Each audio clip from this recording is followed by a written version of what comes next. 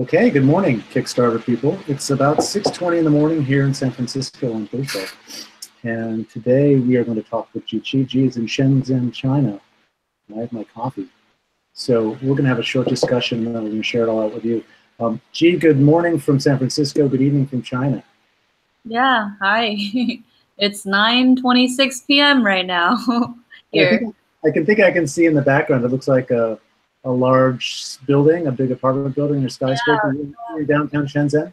Yeah, it's a big building with a blue thing on the top. That's actually the SEG, which is the main electronics market tower.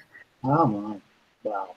Mhm. For people in this campaign who don't know your work, we'll include a link to the Wired documentary that Bunny participates in. Bunny, for folks who don't know, is G's co-founder and a hardware designer. And when I emailed you, G, and you said you were in Shenzhen and you could cram this into your schedule because I know you're traveling around for conferences and research and whatnot, I was really thrilled to think that you're actually in the place that you've been able to create your stuff and we could talk. So thanks a lot. You know this Kickstarter intimately because much of your work inspired us from the get-go. And what I want to do, G, is spend a little time looking at your website and looking at the wonderful dandelion painting because that gives us some background. So I'm going to share my screen and then, let's see, share. And tell me when you can see something and see your website. Just a second. Are you looking at your website now? Yeah. Great. I'm going to make sure that we've got, I think that's what's showing right now. So folks should be able to see this wonderful collection. G, do you want to talk a little bit about your work? We could spend all evening going through this, but I think what I'd like to do is just get a sense for the range of your stuff and what you've done, why you've done it, and then talk a little bit about the dandelion painting, because that's been so central to what we do and why we do it with you. And then we can talk a little bit about what it means for us as educators to work with artists and engineers like you. So about your website, what are we looking at here, Jim? Yeah, sure. So this is just my website, technology.com, and these are just various projects that I've worked on in the past. I guess right now you actually see an early prototype of Little Bits, which is kind of how I actually went from originally mechanical engineering into more electronics. It was through interning with Aya for Little Bits. But basically for the past almost decade, I guess, I've been experimenting with blending papercraft and electronics. So I'm a huge paper geek. I love paper. I love books and everything that you can do with the medium. And I also studied engineering, and I like kind of all the magical things you can do when you use electricity, when you create mechanisms. It's kind of like a bigger palette of possibilities to work from. And so these are just various projects of mine, including things like the circuit sketchbook, where I put like a power supply inside my sketchbook so that I can sketch circuitry inside my notebook. There's also, I guess we can talk about the painting maybe. Yeah. Which is so that it's a dandelion painting made out of traditional Chinese ink painting on the outside. But then behind it, there's a circuit, well, a giant circuit board, basically, with LED lights, so that when you first turn the painting on, the various lights turn on to create the petals of the flowers, the dandelion flowers. You can see that they start out yellow, and then over time, some of the flowers turn white, and those are then kind of interactive dandelion puffs. And when you blow on the painting, the seeds actually spread out, and then like dandelion seeds do, and they start new flowers. And the whole idea is that it's kind of like an interactive painting where you can kind of play with it the same way you would do a regular dandelion, except this one happens to be an interactive painting. And kind of what I really want to explore here is how do you blend kind of the possibilities of traditional art media, in this case, ink painting, and all the textures and all the details and all the like wonderful aesthetic possibilities, combine that with the interactivity of electronics and programming and sensors. And so that was the idea. So you can kind of see what's happening there. And what's kind of really cool about this project is I originally made it at the time. I was really interested in exploring Chinese art and history. I was born in China, so it's kind of part of my own heritage. And so it was really cool to be able to kind of bring my own identity into this kind of experiment within Chinese ink painting. Two things. There's this idea if you paint it really well, it's as if it's real life. And the other thing is there's a lot of white space in the composition, which is perfect for like kind of like a screen where you can change things. There's space for things to paint. The other thing that's kind of interesting about this one is when you peel back the painting, you can see the circuitry, and all those lines, those orange colored lines are actually made from copper tape. So those lines are actually conductive, and they're the wires in the circuit. And the neat thing here is that both the painting and the electronics, the circuitry, were handmade, they're handcrafted, and they're kind of graphic images in on their own, even the circuit board. So that was kind of, as a crafted object, interesting for me. And finally, this whole piece was inspired actually by a workshop that I taught around that time. There was a participant who was a biology researcher, and so her projects were all themed around plants. And when we got to the idea of sensors and microphones that measure sound as well as wind, she immediately, her name is Jessie Thompson and her partner is Zach Pura. They created this wonderful little poster of a dandelion that you can blow on. And so that's kind of where the idea of a dandelion, an interactive dandelion image came from. And the neat thing about that is that it's the kind of thing where, you know, this sort of idea, this sort of work might not have happened.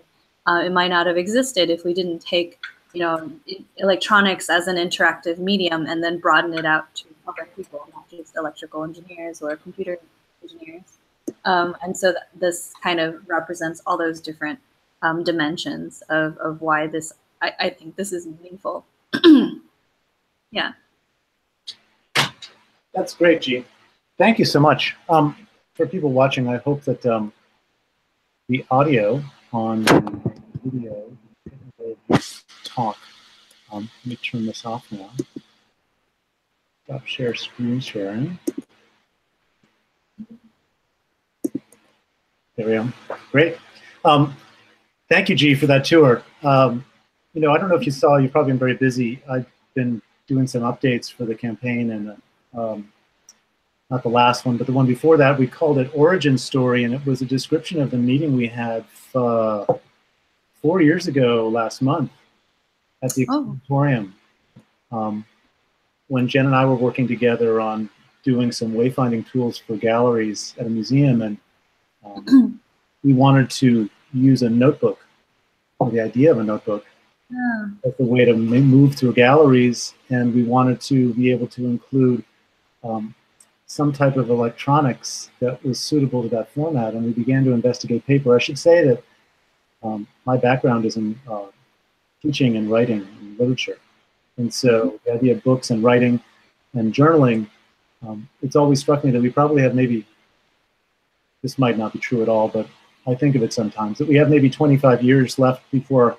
everything happens on a touch screen, and the interfaces and the systems that we use to interact with the world are largely tech dominated. We'll always, I think, be working in the context of physical materials, but right now we're at such an intersection, really.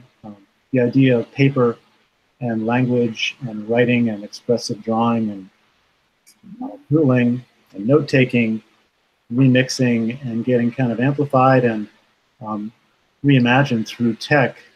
And expressive tech has always been very motivating for me. And then when I found your work, it seemed like a perfect mashup. I would kind of remember the email I sent to you, which said something like, dear G, we found your stuff online. We're exploring storytelling and electronics. Does this appeal to you? And you wrote back immediately and say, yes, that's what I want to do.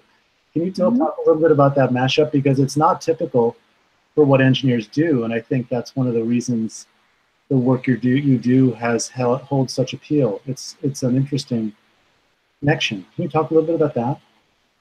Thanks. Yeah. So I guess the connection of storytelling and paper and electronics, I guess, or notebooks.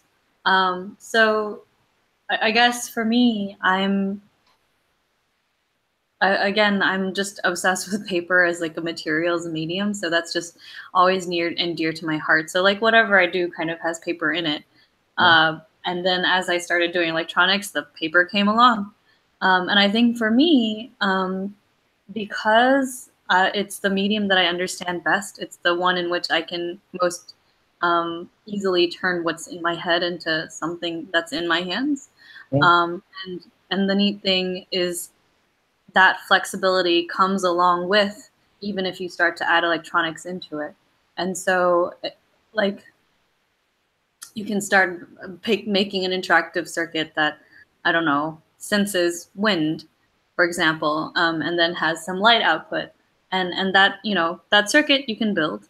And it kind of, that is what it will be. But once you put it within like a paper context, you can suddenly turn, you know, that wind sensor into the center of your flower and the light into the seeds. Or maybe it's something that you blow into to give it life, and then suddenly a little creature shines. Or there's so many things you can do, and paper, which you can draw on or write on even, gives you the freedom to very quickly and very easily make that kind of next layer of meaning on top of the bare interaction of the electronics. And so that's kind of like, it's just so easy to work with. I think that's what I'm trying to say. And so malleable. So that's why like a medium that I like. It's also a medium that I understand. And then the storytelling aspect, I think because the electronics allows you to make something interactive, it allows you to make things that change, that are time-based and not static, which means you can then start creating layers and creating like plot and creating action in addition to creating characters. And so I think that is why it's I still want to explore this more deeply, and I'm excited to see other people explore this more deeply too, which is, yeah, like how do you develop like a narrative using these kind of time-based possibilities that you now have, using the flexibility of paper, using the dynamicness of the electronics. I think there's a lot there. And like why stories, just for me, I'm an emotional person, and I find stories are deeply moving, interesting, energizing, and meaningful.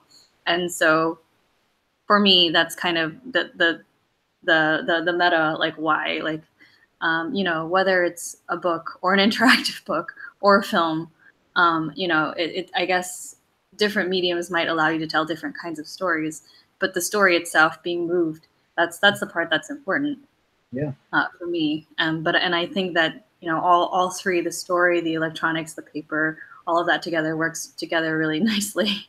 Yeah, well, that's a fabulous and wonderful description.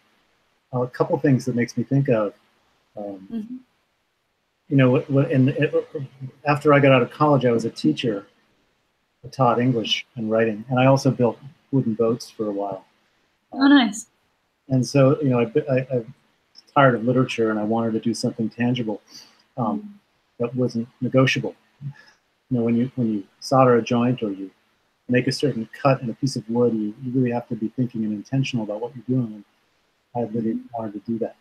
And then I was teaching writing for a while, and I remember the idea I used to say to my students was, how can I know what I think until I see what I say?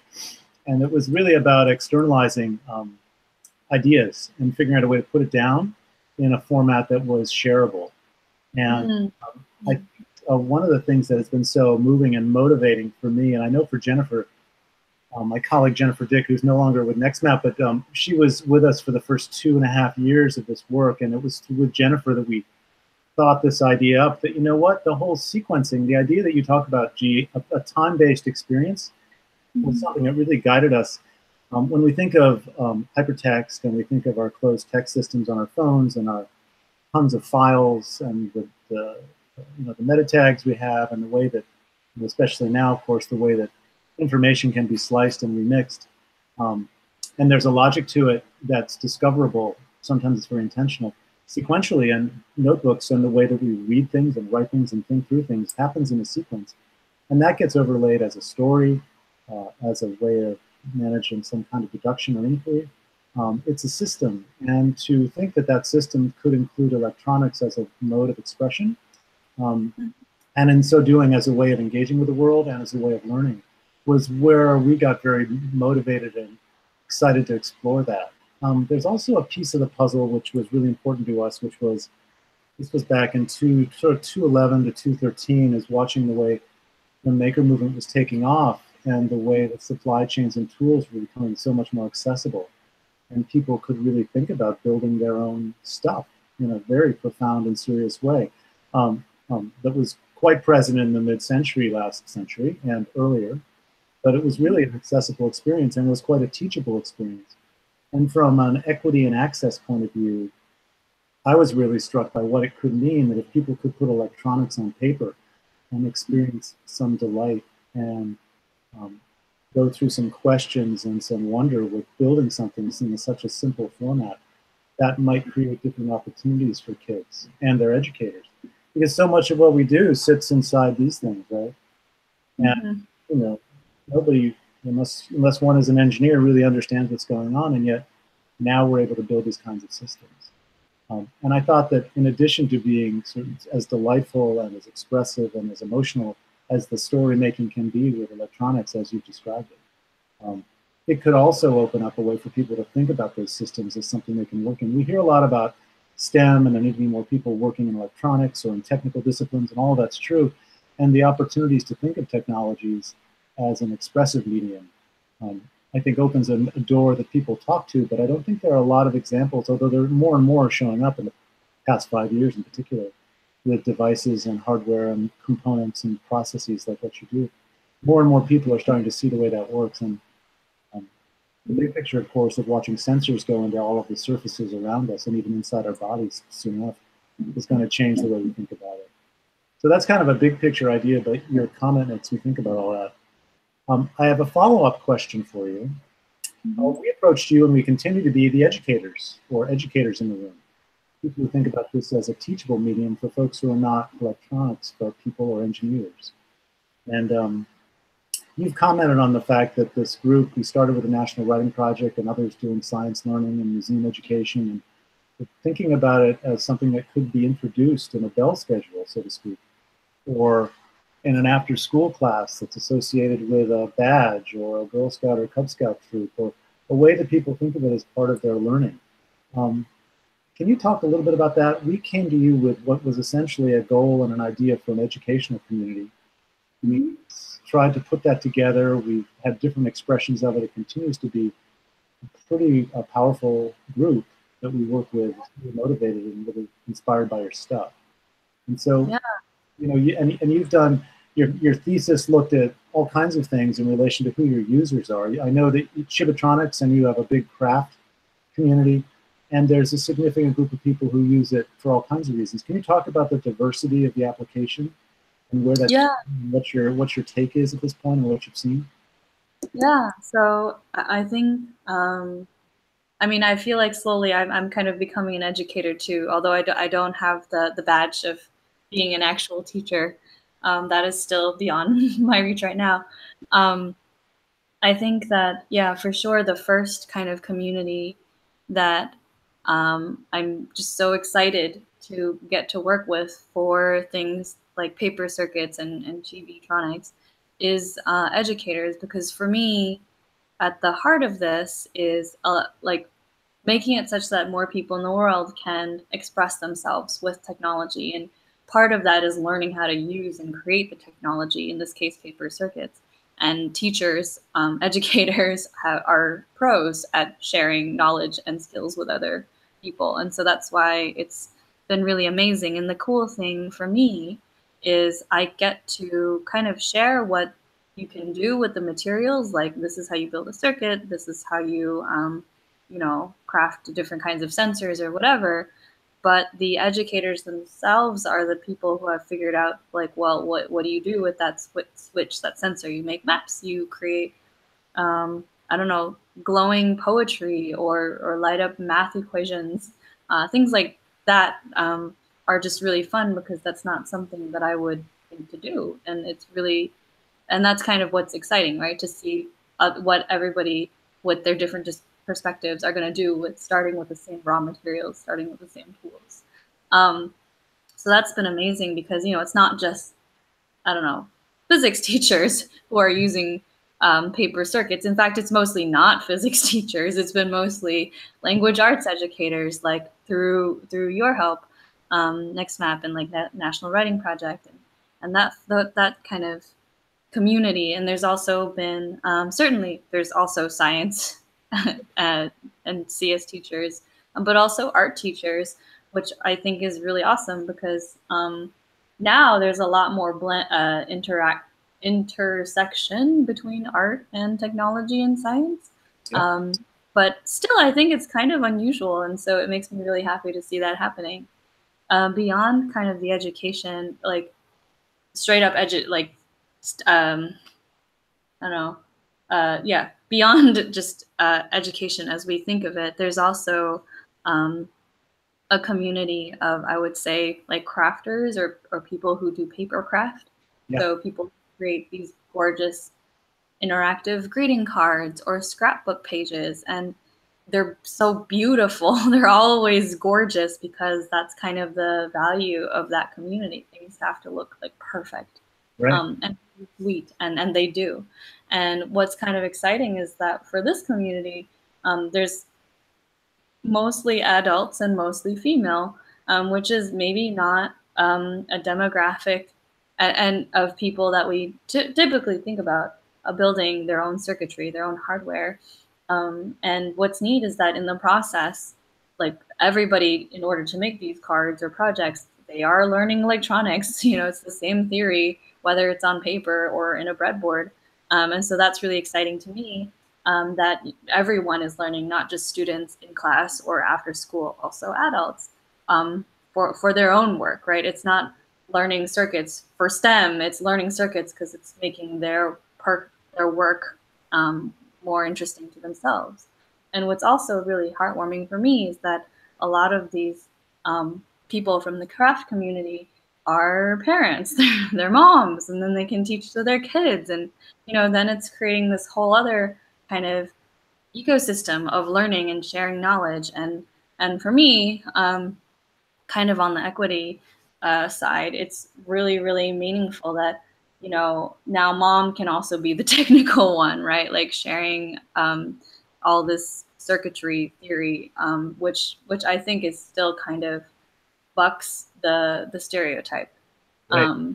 So that kind of makes me really happy to see too. And so we are starting to see that, and I don't know, I just think it's really great, and I hope it keeps going. Yeah, no, I think it's really powerful how it's unfolded and the community that you've reached is really diverse, especially along the gender lines, the way you described it. And you think of classroom and a craft community; those are two very complementary audiences, and the kinds of skills and attention to detail that each of those kinds of people bring to this conversation and to this work is really interesting. I'm gonna, at the end of this, when I post it, I'll include a bunch of links. I'm thinking specifically of the talk that Bunny gave, and for people who don't know, I'll mention it again. I'll also share his link. Andrew Bunny Wong is G's co-founder. G, you can speak a little bit more and fill in the blanks. Among other things, Bunny is a really lucid writer, and he maintains a very, very interesting blog, really readable. And I say that as a humanities guy who doesn't understand much at all about what Bunny's describing, but it's great reading. There's a particularly good section where he's got a section of his writing devoted to his work with you in Chibitronics. And it's really exciting and helpful to see someone with that background talk about the gender and diversity and access issues that are intrinsic in your designs. There's a really great talk he gave a couple of years ago. I think it was the Chaos Conference, where he spends about a third of the talk describing what it means to be designing for girls. And you know that mean it's not as simple as that. It's a big idea, but it's really powerful where you've gone with it. I'll also include links, G, to what you've done. You know, when we work with Natalie, maybe you could speak a little bit about the collaboration with Natalie, because I'll set it up like this. After we met and I looked at your work and saw the Telescrapbook and the community that you were in at MIT, and realized that one of your sort of collaborative partners and peers at the Media Lab, Natalie Freed, was out here in San Francisco, and where we are. And I reached out to Natalie, and we've been working with her almost nearly as long. And you guys did the Telescrapbook. There's some collaboration that you've had with Natalie, which is really powerful. And the thing that she brought to our work, she said, let's do some programming. And we began to play around with the AT-Tiny and the AVR programmer that David Mullis put together. And that was the foundation of thinking about paper as a programmable surface or medium. And you had your iteration on the circuit stickers, the sensor stickers. You've now put the chip onto a small board called the Chibi Clip, which we're using. Can you talk a little bit about the power of a microcontroller and what that means? I think technically that'd be quite interesting. And then we can let you get to sleep, and I'll start my disco. Yeah. So yeah. First of all, Natalie is amazing, and I'm so excited and glad to be able to have worked with her for so long. And I believe Natalie wrote the microcontroller book that's part of this campaign. Yes. Very cool. Check it out. Yes. And yeah, so Natalie comes from a computer science background, and so it makes sense that her kind of perspective comes from one of computation. And it's true, computation is extremely powerful, because kind of it's the difference between us pressing something and something happening, and like this little creature that lives inside a little microcontroller that does it for you, and you get to tell it what you want it to do, and it will listen to you. It's that kind of magical power that microcontrollers give you that make it so important or so wonderful to get to make with.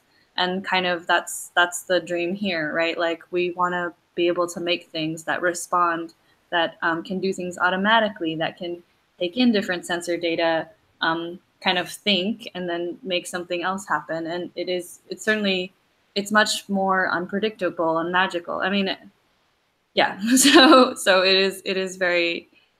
I'm really excited that in our most recent project, the Chibi chip, we are able to add computation to paper circuits using this kind of paper-friendly microcontroller, right? So one of the challenges, I guess, in really building anything is kind of mechanical connection. And we, before you might need to solder or something like that, but the whole idea is now you can just clip something onto the paper and you can program that, and that's kind of easy to work with, and that's kind of the goal.